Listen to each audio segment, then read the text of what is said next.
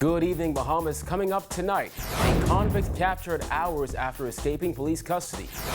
More cabinet ministers weigh in on a possible F&M DNA coalition.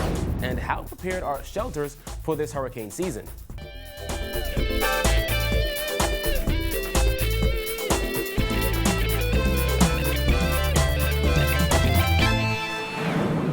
Welcome to our news. I'm Kyle Joaquin. Thanks for joining us.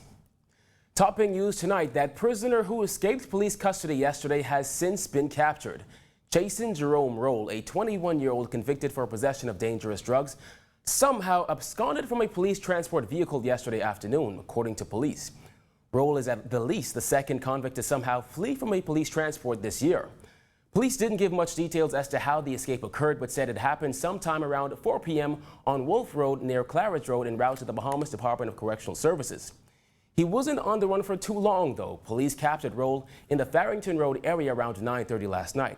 It is unclear if Roll was shackled or handcuffed when he made his getaway or if he was assisted. Police cars and vans with sirens blarings blanketed much of the area yesterday afternoon into the evening, as it is believed Roll escaped into the surrounding neighborhood on foot. Police also set up roadblocks and deployed K9 units throughout New Providence to locate Roll. In February, convicted murderer Ormond Leon escaped from a police bus in the area of York Street and East Bay Street. Leon, age 26, was reportedly handcuffed and shackled before he was placed on the bus for transport to the Bahamas Department of Correctional Services, but he reportedly left his restraints behind when he jumped off the bus. Again, 21-year-old escaped convict Jason Roll is back in police custody. In other news, while some politicians think they may have a handle on their constituents, pastors have the bigger constituency. That's according to Bahamas Harvest Church pastor and Save Our Bahamas member Maria Moxie. With the referendum just 3 weeks away, public debate on whether people should vote yes or no has begun to heat up, and the pastors have stepped up to the challenge. Let's not be mistaken in thinking that pastors do not have the largest constituency in this nation. We do. We have the largest constituency in this nation. We speak to our constituents on a regular basis every single Sunday. So don't underestimate the influence of the local church pastor.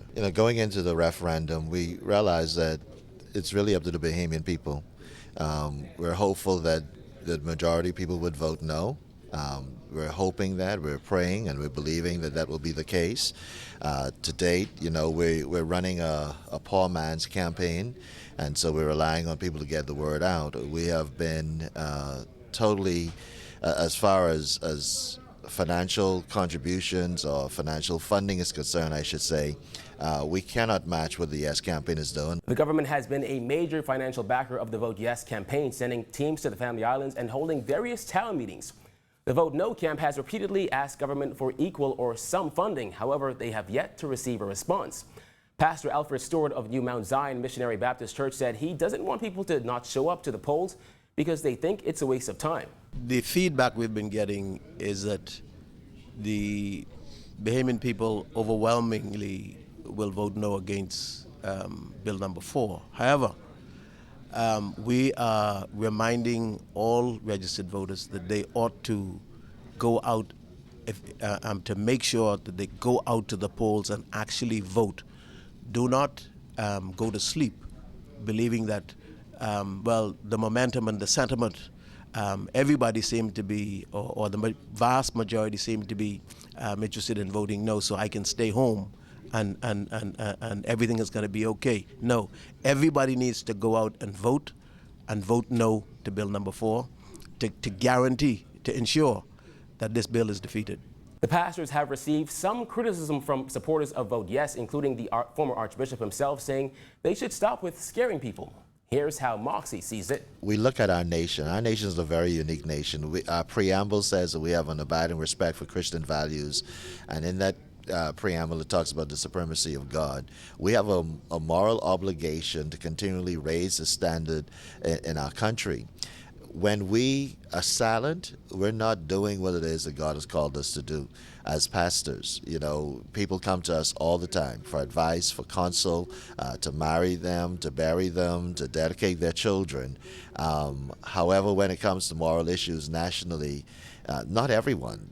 Just a very small few people who say, well, maybe you shouldn't speak on these issues.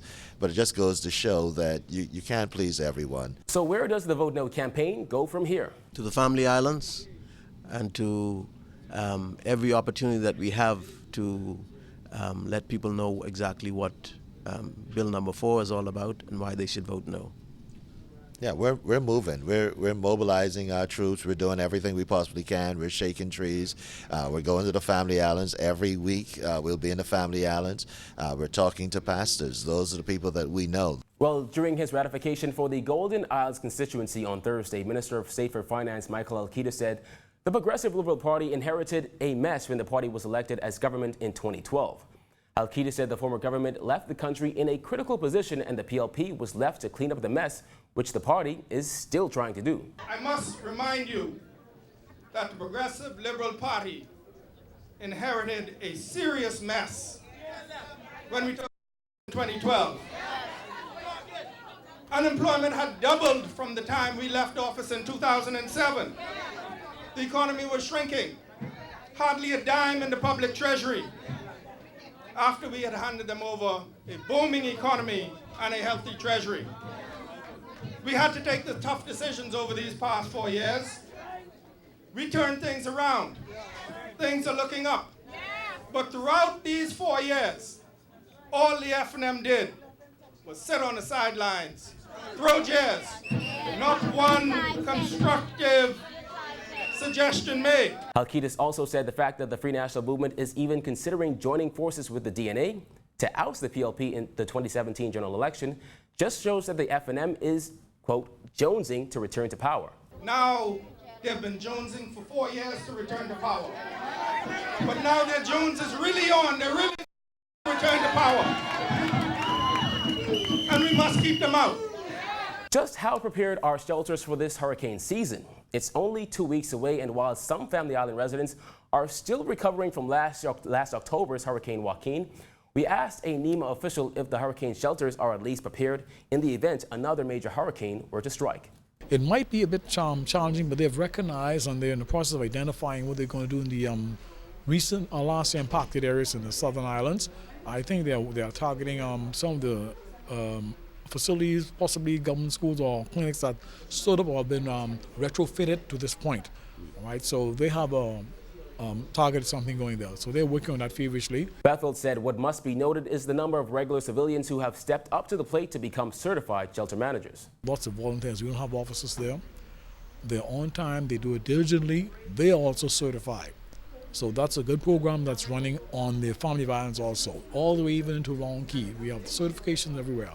And that's what the NEMA secretary does. And we're very comfortable. I told you it's now our cadre, it extends and it's there. And as a matter of fact, any day now, Social Service shall be promulgating an all-time list of 2 persons assigned to protect each shelter.